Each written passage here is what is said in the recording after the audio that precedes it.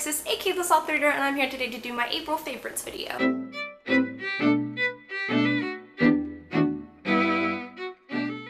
I don't have too many things to talk about in April just because I really didn't watch that much stuff, but I figured I have a lot of thoughts about the things I did watch, so that's what I'm here to do today. The first movie I watched in April was Paddington, and I basically watched this because my grandma and I just wanted a really cute movie, and I'd heard really good things about this, and so I decided to watch it. Guys, this is such a cute movie, and I had so many feelings about an animated bear and him like wanting to find home. Oh my gosh, it's really cute. It's totally, it is a little dark. There are some dark themes that I don't necessarily think kids would pick up on, but like the main antagonist in this movie wants to stuff Paddington and put him in a museum. So it's a little dark in that regard. But there's like a lot of really well-known actors and actresses in this movie, which is pretty cool. The animation for Paddington, like the actual character, is really beautiful, and there are a lot of scenes where things are happening and the animation is just really gorgeous. Like, I wasn't expecting the animation to be quite as top tier as it is. It's just a really cute movie, and I'm really happy I watched it because I wanted a happy movie, and that's what I got. And obviously the next movie I watched in April was Infinity War, which is the third Avengers film. Very hyped up. I'm gonna be honest, I don't know how to talk about this movie without being spoilery. Like, even talking about like my feelings about this movie, I feel like could delve a little too much into spoiler territory, so I'm just gonna try to talk about the technical parts of this movie that I really liked. So going into this movie, I kind of had two big concerns, one of which I won't mention because it is spoilery, but one of the concerns I had was, how are they going to make a movie that was going to feature and focus on the like 50 characters in the MCU universe, prominent characters in the MCU film franchise. And I have to admit that I really like what they chose to do with Infinity War. Every character in this movie isn't necessarily a star. They definitely highlight certain characters more than others, but I feel like it definitely worked for the story they were going for the story they were telling. And I feel like how they chose to do this film in the like focusing on so many different characters all at the same time really worked for me. I liked that. I like this method of storytelling, so personal preference wise I really enjoyed that. I also really liked the fight sequences. I think Marvel does a really good job choreographing fight sequences, and Infinity War of course was no different. They're very easy to follow scenes. You're always got something to look at, and I really like when they do fight scenes, how each fight scene really does fit every single individual character's strengths. It's really well choreographed. It's very fun to watch. I really liked the CGI in this movie. I've had some hiccups with MCU movies in the past having CGI that wasn't flawless for me, but I really liked the CGI in Infinity War. I think it really worked. There was a lot of CGI, especially when you have to think like they filmed this movie in a warehouse. Like, that's impressive when you think about how much CGI goes into that.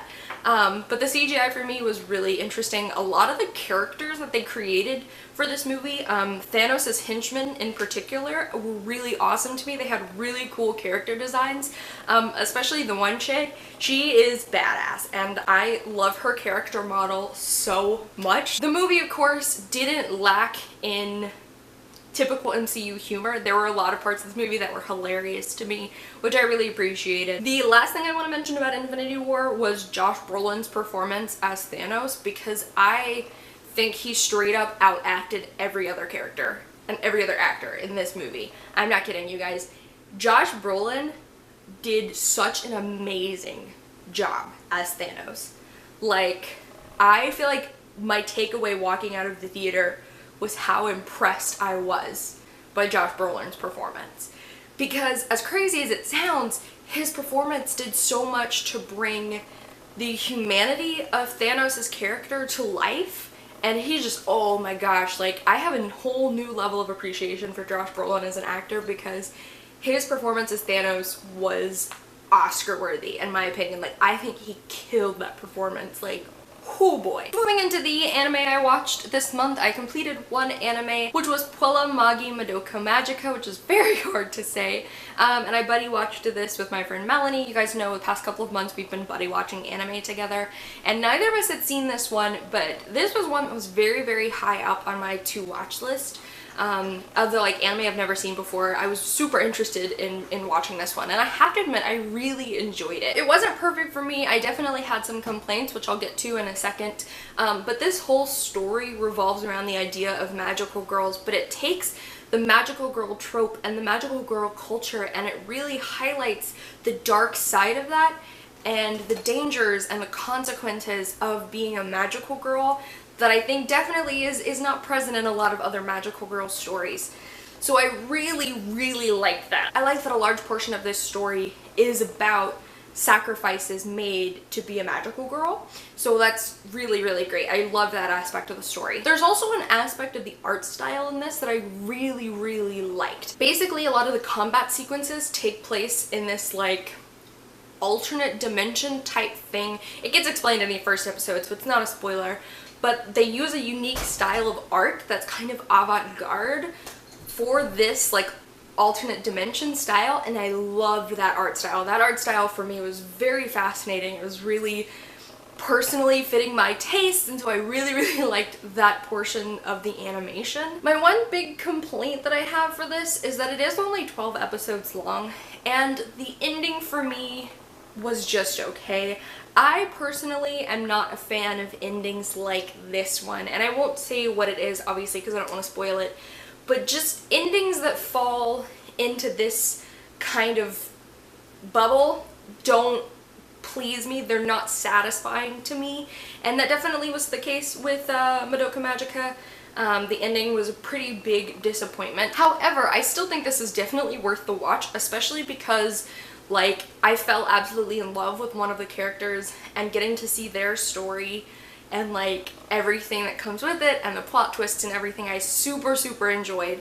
So I would give this one probably a 7, 8 out of 10. It was definitely worth watching. And the next anime I started is another one that I'm buddy watching with Melanie. It's one that I have already seen, and that is Future Diary. And this is like a psychological horror anime that follows our main character Yuki, who gets the ability to see the future via his cell phone. He basically gets caught up in a competition with 11 other people who can see the future as they compete to become the god of the universe. And so like at the end of this competition, when only one is left alive, they will be crowned the god of the universe. And it's about that competition, but it's also about the messed up people who are all competing in this competition, and their different backstories and their different powers, and Yuki trying to stay alive with the help of a mysterious girl named Yuno. I've seen it before already. Melanie hasn't seen it. That's why I was like, girl, you have to watch this because it's gonna blow your mind. And I would definitely recommend it if you're looking for a story that is psychological, has a lot of shock value to it, because that's definitely the kind of story Future Diary is. It's definitely very dark, so like you should definitely be aware of that when you're going in, is that this has a lot of really messed up characters who do a lot of really messed up things. So we started this month, and I'm super enjoying like seeing Melanie's thoughts as we're going through and watching it, and I'm really, really excited to continue with this because everything that happens in the story is really like shook inducing. And I have a very high appreciation watching it the second time for a lot of the nuance and a lot of the foreshadowing that is in the story. So we're watching this one this month, and I can't wait to continue watching it. And the next thing I'm gonna mention is a Netflix show that is called Nailed It. And you guys know I love food competition shows, I love baking competition shows, and that's what this is. It's a baking competition show where every episode 3 bakers are brought in, and they have to recreate like beautiful, professionally made cakes. But they're all like home bakers who like barely know how to follow recipes. So the whole premise of the show is you have people who don't know how to bake trying to make designer professional cakes, and it's so funny. Like, these people know they're failing miserably. Some people get actually pretty close, but most of these people know they're failing horribly. And that's where the humor is that they know they're not doing great, but they're trying their best, and it's hilarious. My grandma and I watched this together too, and there was one episode I'm not kidding you. She and I were laughing so hard we had tears coming down our faces because it was so freaking funny. It was so hysterical. It was just great. Alrighty guys, so those are all of the things I watched this month. I would love to know if you've watched any of these. You know, keep your spoilers out if you've seen Infinity War. Not everybody has seen it. Or I would love to know what you guys watched in April. If you like what I do, upload videos on Monday, Wednesdays, and Saturdays, and I'll see you guys soon with another one. Bye!